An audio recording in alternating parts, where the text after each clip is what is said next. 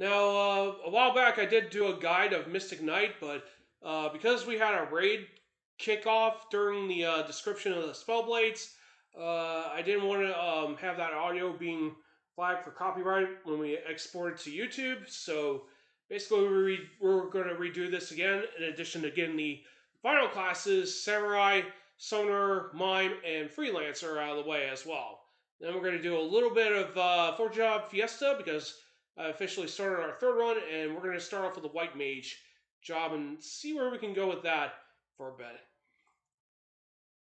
But anyway, now that we've covered all that, we're going to be going. We'll describe the Mystic Knight in detail. The Mystic Knight is actually one of the better heavy armor classes. It's got actually very good modifiers. It has spellblades that can bypass status of monster types, which you can use to nail enemies with certain status elements. It's also very good for melee fighters that are having difficulty trying to hit enemies with their lack of magic ability. You can infuse your swords or blade weapons with Spellblade to attack them. Overall, it's a very great job, and it doesn't lose any steam as you move throughout the rest of the game. Hi folks, this is Rotor Storm 331.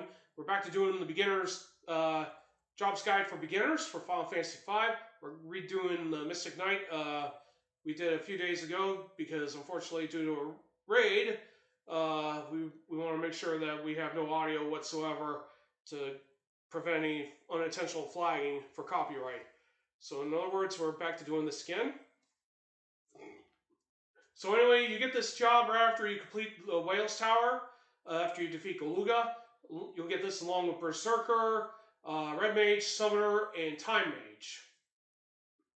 So what exactly does Mystic Knight do as a fighter? Basically, what you do is that you spend a turn enchanting your swords or knives or anything that's compatible with Spellblade. You basically use that to attack enemy weaknesses. And you do get some spells with status effects that can also be used to hit enemies that are normally susceptible to that said spell. Technically, spells have a harder time of hitting enemies that are classified as heavy types. So Mystic Knight also helps you get silence and sleep more easily put in as opposed to casting the said spells. Technically, Mystic Knights are actually very good fighters, and they have very good modifiers throughout the most of the game. A little bit on the low end side, but not exactly bad in general. Not to mention, this job, along with the ninja job, are tied for having the second highest agility modifiers of 14. So on that note, we're going to be covering the Mystic Knight's modifiers now.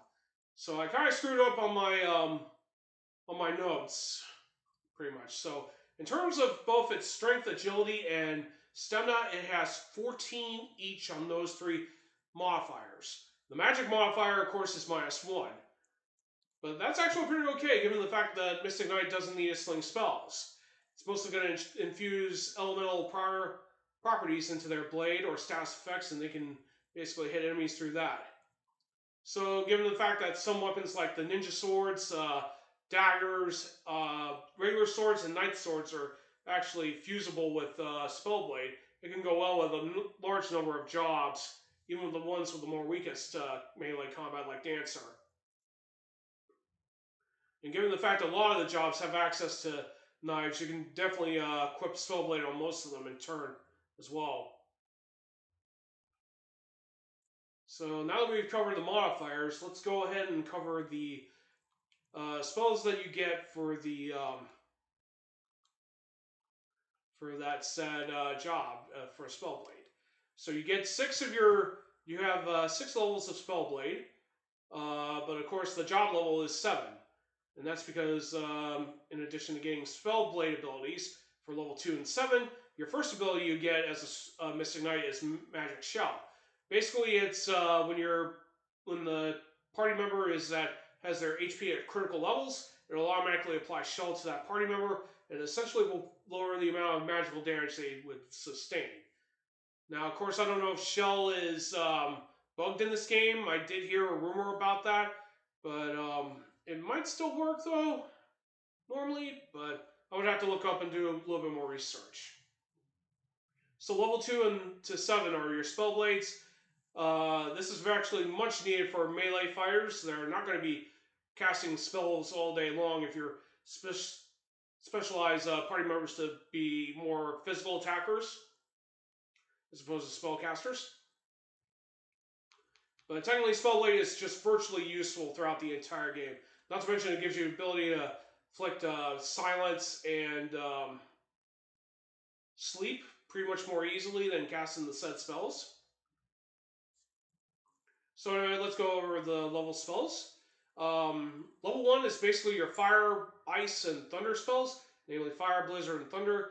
This gives you your corresponding element magic to use on your weapons to attack your opponents with.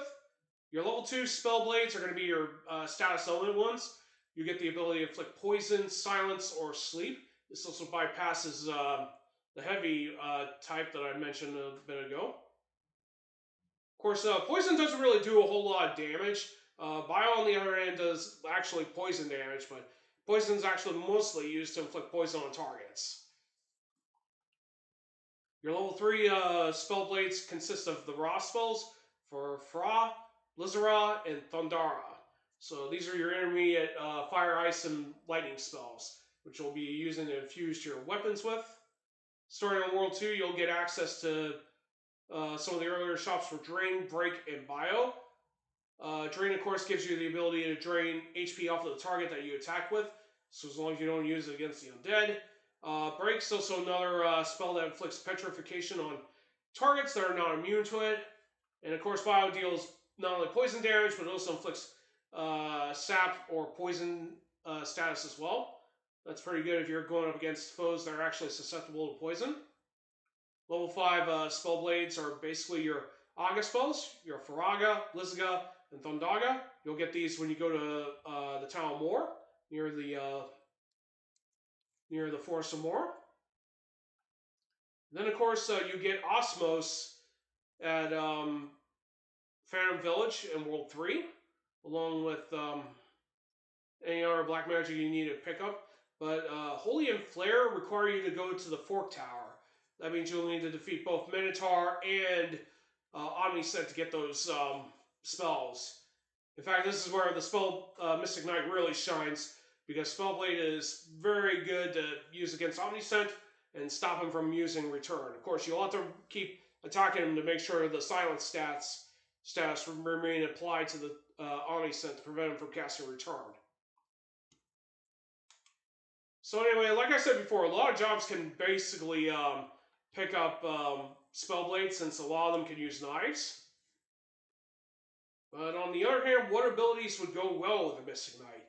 Well, if you do decide to have one of your party members master the Knight job, giving Mystic Knight access to equip swords will be very helpful, because unfortunately, Mystic Knights cannot equip Knight swords, which is very odd in general. But once you get equipped swords, you can give that to your Mystic Knight. They'll be able to equip those Knight swords with no problem. They're also compatible with Spellblade.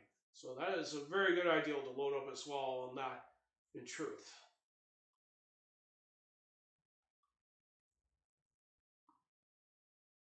Now, of course, if you're into rapid fire for Ranger, of course, this would work more better on Freelancer. But if you do decide to give rapid fire to your Mystic Knight, they'll be able to hit up to 4 times with half the damage. But if you're prioritizing elemental weakness, they can improve your damage very highly in general.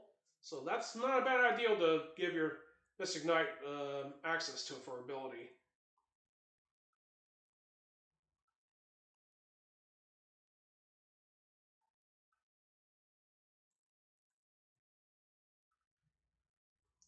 I think that's... And of course, if you want, you can also improve the attack power of Mystic Knight by giving your Mystic Knight Monks Barehanded, which will not only give you the Monk's 26 strength modifier, but it will improve your Mystic Knight's overall physical damage as well, which is very good to have. And of course, most of the other jobs that can equip knives can also benefit from having access to the Spellblades, so don't be afraid to slap that on there if they can equip knives in general. And I think that's about it for all the abilities for Mystic Knight. To consider adding on. My apologies if that didn't come up pretty well, but you can also consider Ninja's Throw or even Samurai's Sanangi if you want more offense options. Those aren't bad ideal. Of course, Dragoon's jump's also good. You can even consider Knight's Guard since they can equip shields, but you won't have access to cover since that actually requires more Freelancer than Mystic Knight can do, unfortunately. But overall, the Freelancer is actually a pretty okay job, and it can be very useful throughout much of the entire game thanks to its Spellblade usage, for the most part. Anyway, we're going to go ahead and take a small break.